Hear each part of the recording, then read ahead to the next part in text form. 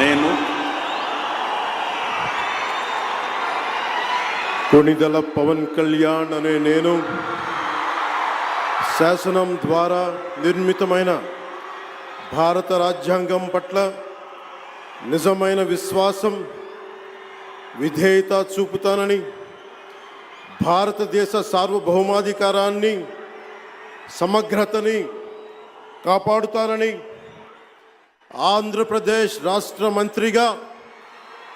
నా కర్తవ్యాలను శ్రద్ధతో, అంతఃకరణ శుద్ధితో నిర్వహిస్తానని, భయం కానీ,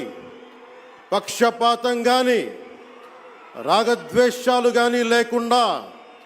రాజ్యాంగాన్ని, శాసనాలని అనుసరించి ప్రజలందరికీ న్యాయం చేకూరుస్తానని